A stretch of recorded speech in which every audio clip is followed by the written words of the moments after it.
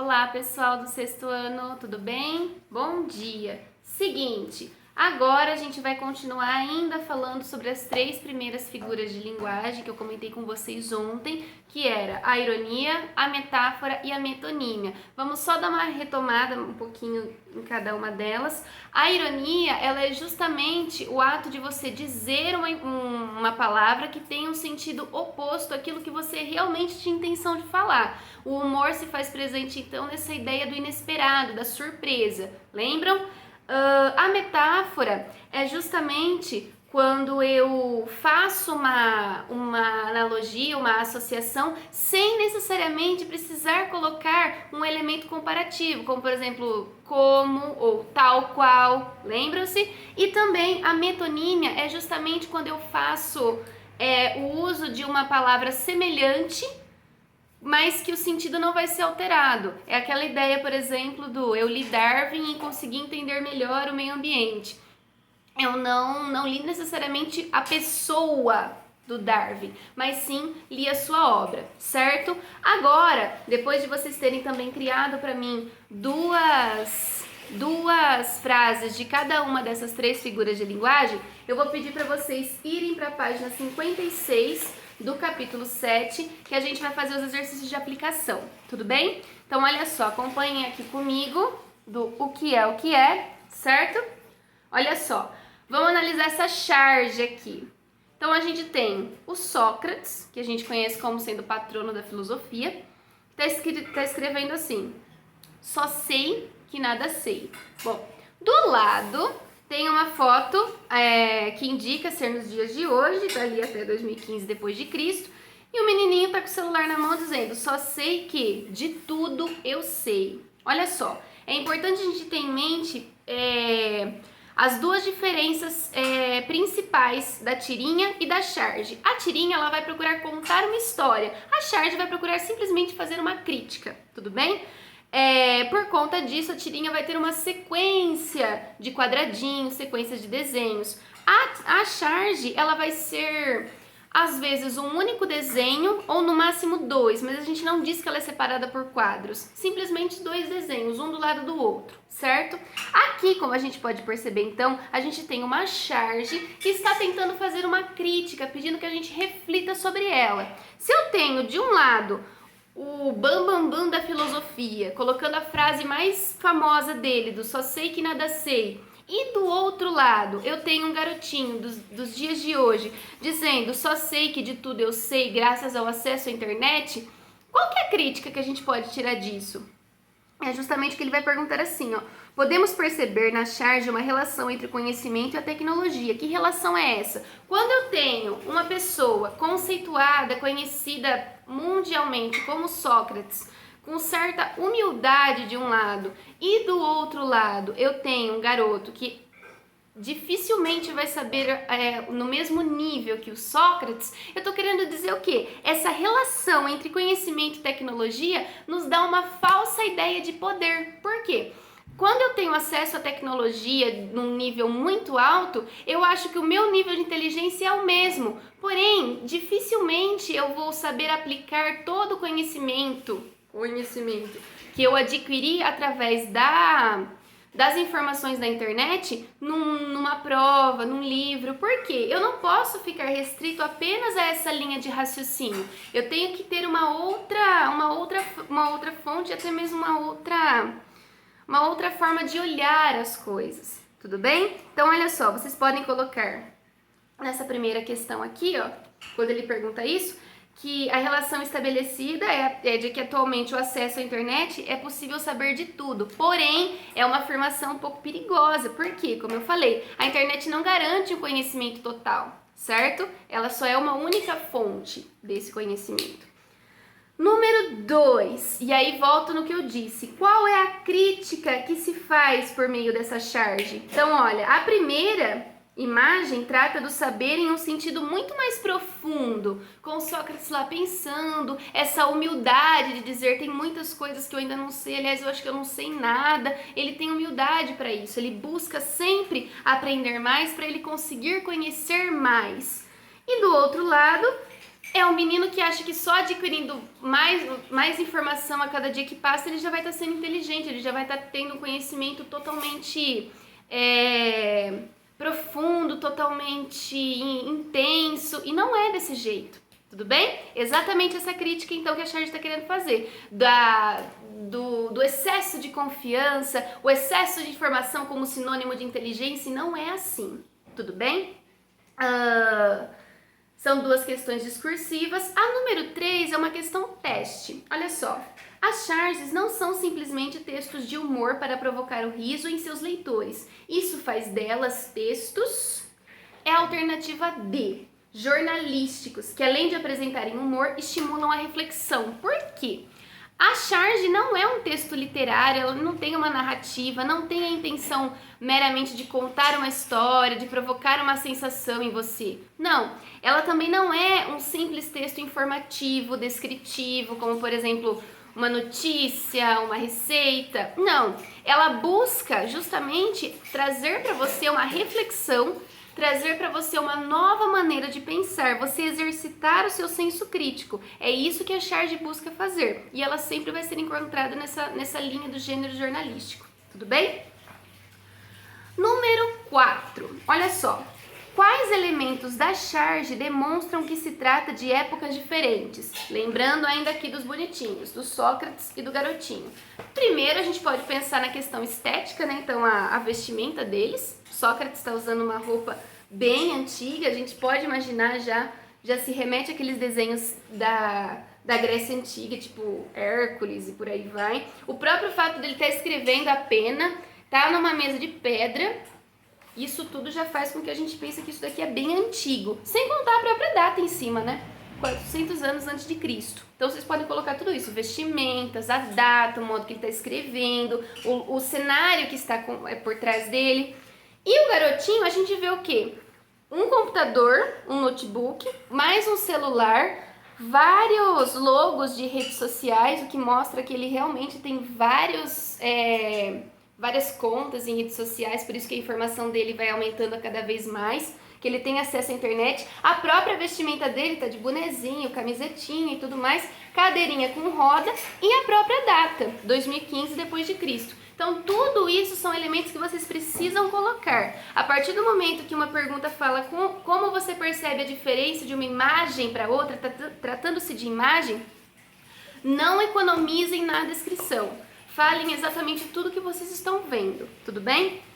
Na número 5, há mais coisas que não sabemos. O que você gostaria de saber que ainda não sabe? Você acha possível encontrar essa informação fazendo uma pesquisa na internet? Então, olha só, agora a gente vai bater um papo sério, hein? Vocês acham que tem bastante coisa que vocês, na faixa dos 11, 12 anos, ainda não sabem? Acredito que a maioria vai falar que sim, né? Se vocês acham, então, que tem bastante coisa que vocês ainda não saibam, vocês acham que esse conhecimento que vocês ainda não adquiriram, vocês vão encontrar totalmente na internet, em algum site interessante, num bom vídeo?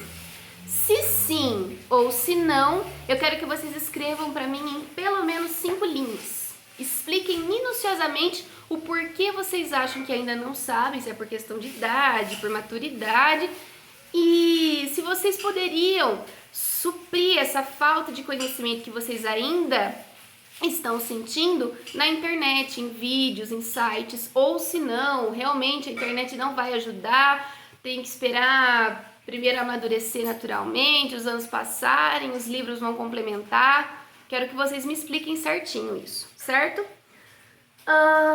Deixa eu ver. Qual é a diferença então entre a charge e a tirinha? Olha só, diferentemente das charges, as tirinhas têm mais de um quadro, como eu comentei com vocês, um grupo geralmente linear de cenas que se sucedem, unindo imagem e palavra, ou seja, associando texto verbal e texto não verbal. As charges são feitas em um só quadro, não contam uma história e criticam algum acontecimento ou um fato atual, principalmente em épocas atípicas como a nossa, por exemplo, esse caso da pandemia. Muitas e muitas charges surgem nos jornais com a intenção de fazer ou uma crítica uma reflexão ao próprio fato da pandemia em si, como também relacionam isso aos governantes que estão tomando conta ou estão buscando uma maneira de melhorar essa situação ou prejudicar. Então ele tem muito esse viés político também, esse viés que tem uma intenção muito grande em ser um texto que incomoda alguns e agrada a outros. Nunca vai fazer as duas coisas, ou agradar ou incomodar a mesma pessoa, a não ser o dia que ele estiver muito inspirado. Tudo bem? Número 7. Observe a tirinha novamente do Calvin, que falava sobre a girafa e depois mostrava ele pegando o bis. Olha só, vamos ler ela de novinho. Um dos seres mais peculiares da natureza é a girafa. Ela é totalmente adequada ao seu meio. Sua altura permite que elas mastiguem os brotos mais suculentos e mais difíceis de alcançar.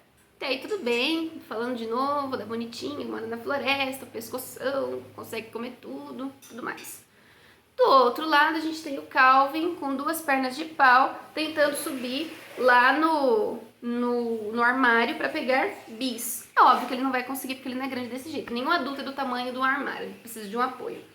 No primeiro quadrinho, há a afirmação de que a girafa é um dos seres mais peculiares. Você concorda? Por quê? Olha só, por que vocês acham que a girafa é um ser tão peculiar só por causa do pescoço? Expliquem isso pra mim, bem bonitinho, tudo bem?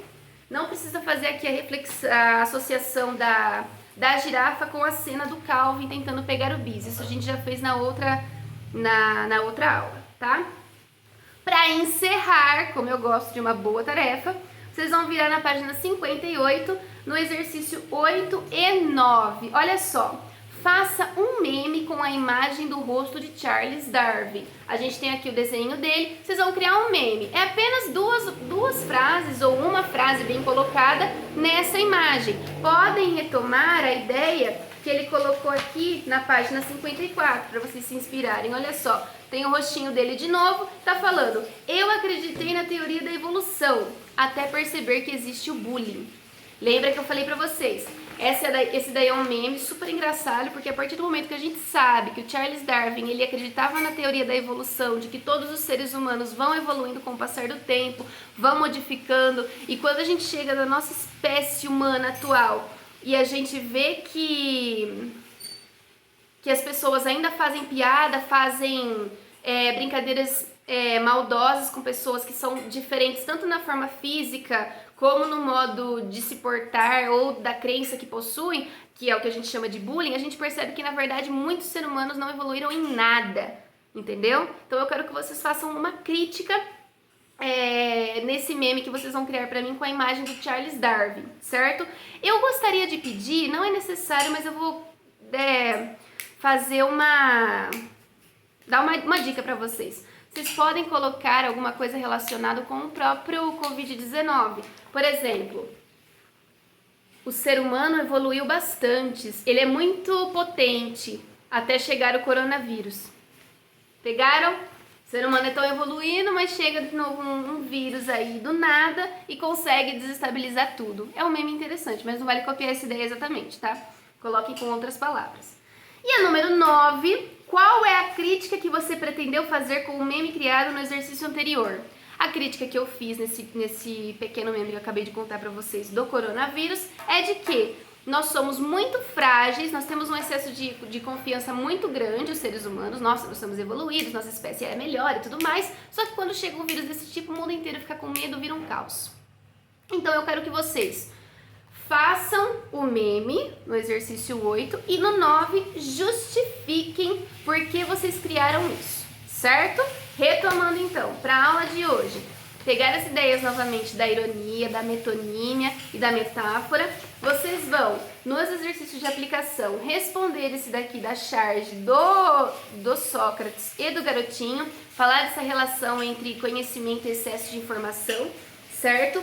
Falar justamente da crítica que a charge está fazendo, que é justamente essa. Depois, salientar qual é a principal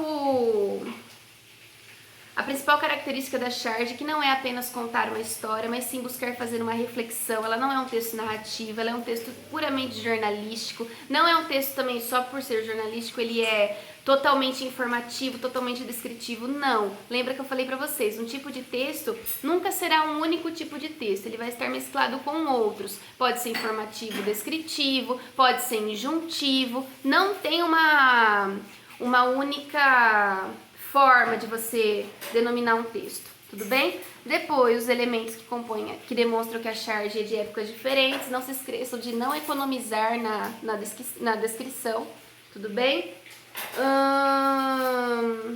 Falar sobre o que vocês gostariam de saber e ainda não sabem, se acham que vocês vão conseguir adquirir esse conhecimento através da internet ou não. E de novo, retomar as diferenças entre a charge e a tirinha. Lembra que eu falei nas outras aulas, que eu comecei falando no início dessa daqui, que a tirinha tem a função de simplesmente contar uma história, são vários quadrinhos, tem começo, meio e fim. A charge já não, ela nunca vai ter dois quadros, ela pode ter duas imagens juntas, mas não separadas exatamente. Nós vamos ter uma crítica que ela vai fazer, principalmente fundada em questões políticas, sociais, incomoda muitas pessoas ou agrada outras. Depois vou falar novamente sobre a girafinha do Calvin e criar um meme para mim do Darwin e explicar o porquê vocês criaram isso, qual é a crítica que vocês fizeram, tudo bem? É isso para a aula de hoje. Na sexta-feira nós vamos fazer os exercícios de aplicação das próximas atividades, certo? É isso.